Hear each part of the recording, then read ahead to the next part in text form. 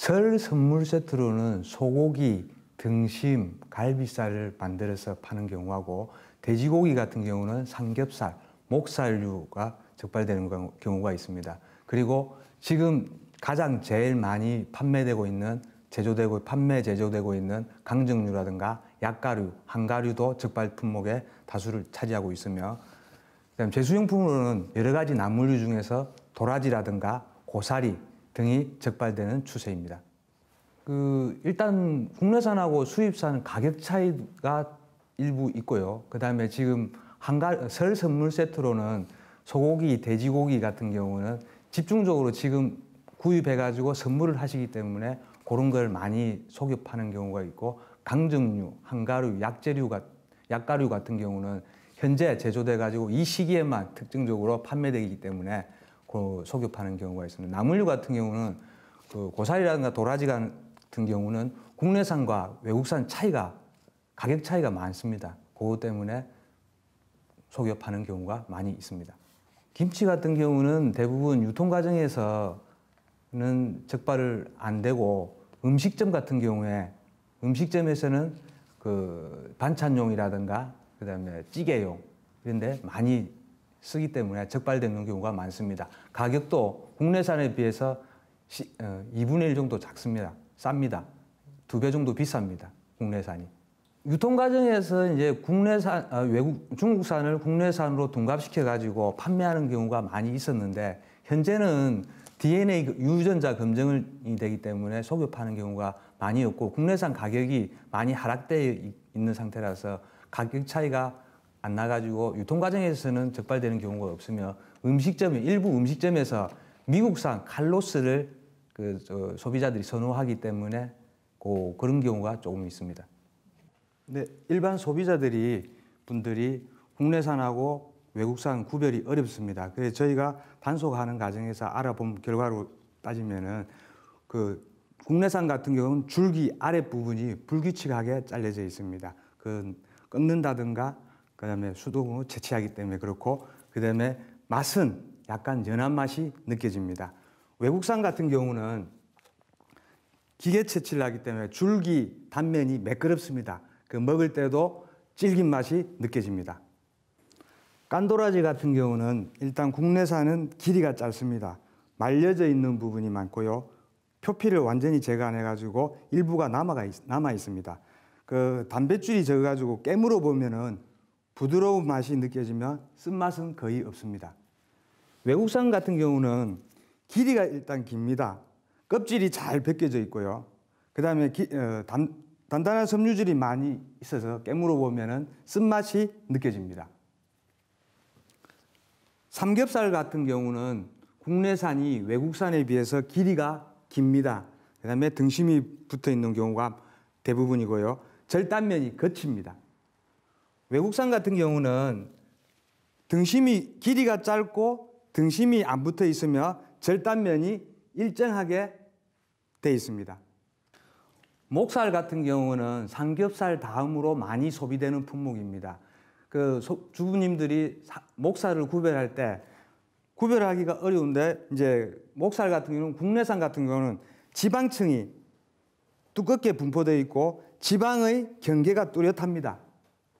반대로 이제 외국산 같은 경우는 겉지방층이 얇게 분포되어 있고 지방의 경계가 뚜렷하지 않은 방법으로 구별하시면 되겠습니다. 국내산 소고기 한우입니다. 설 명절 선물로 제일 많이 만들어서 판매하고 있는데, 국내산 등심하고 수입산 등심의 구별법은 일단 1차적으로 떡심이 국내산 같은 경우는 안쪽에 붙어 있습니다. 그리고 색깔이 외국산에 비해서 선홍빛 색깔을 나타내며 고기의 결이 가늡니다. 가늘고 지방이 유백색을 띠고 있으며, 외국산 같은 경우는 떡심이 바깥쪽에 붙어 있습니다. 그래서 대부분 유통 과정에서 잘려져 나가고 없는 부분이 많이 있습니다. 그리고 색깔이 국내산 한우에 비해서 색깔이 검붉은색입니다. 그리고 고기의 결이 굵고 지방층의 색이 백색을 띠고 있습니다. 그 1차적으로는 비용도 있지만은 소비자들이 외국산 같은 경우는 꺼려합니다. 일단 원산지가 외국산으로 부착되어 있으면은 소비자들이 구입을 안 하려고 합니다. 그렇기 때문에 상인들은 일단 원산지 표시를 되도록이면 안 하고 위장으로 이제 국내산이다 이렇게 속여 파는 경우도 있고 그래서 대부분 원산지 미표시 상태로 적발되는 경우가 전통시장에는 많이 있습니다. 그리고 두 번째는 가격 차이입니다. 외국산이 국내산에 비해서 가격이 싸기 때문에 원산지를 속여 파는 경우가 있습니다.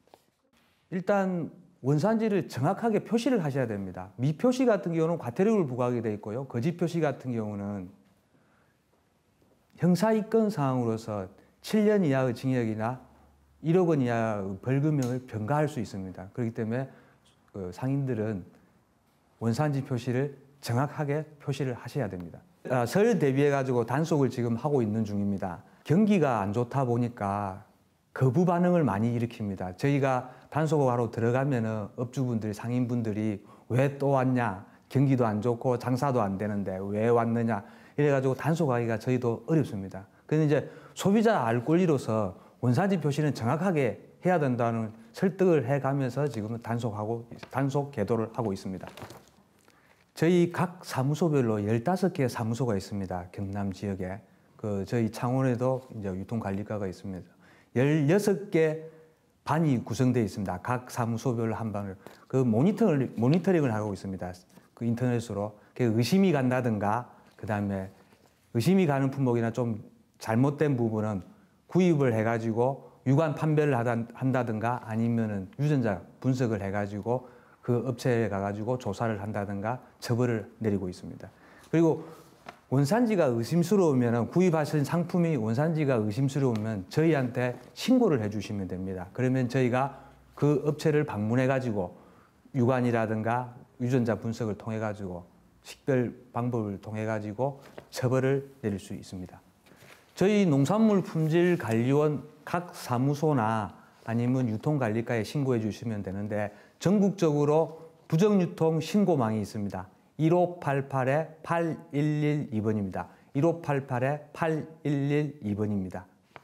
간혹 신고가 들어옵니다. 작년 같은 경우도 함양에 구기자를 매년 구입해가지고 복용하고 계시는데 의심스러워가지고 저희 농관원에 신고를 하셨습니다. 그래서 저희가 육안으로 보기에도 수입 같아 보였고 원산지 검증을 해보니까 수입으로 판명되었습니다. 그래서 구입업체를 방문하니까 구입업체에서는 하동 쪽에서 구입을 해가지고 하동에서 구입업체도 속고 구입하신 겁니다. 하동의 납품하시는 분이 그 중국산을 갖다가 국내산으로 납품해가지고 최종 소비자 신고하신 분도 국내산으로 알고 구입을 했는데 나중에 보니까 수입으로 중국산으로 판명이 됐었습니다.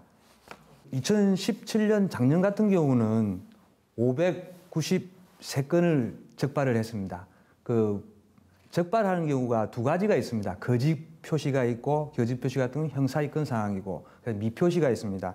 거짓 표시 같은 경우는 356건, 미표시 같은 경우는 237건이고 품목별로 보면은 배추김치가 156건으로 가장 많고 그다음에 돼지고기가 139건, 소고기가 23건, 닭, 오리 7건 등입니다.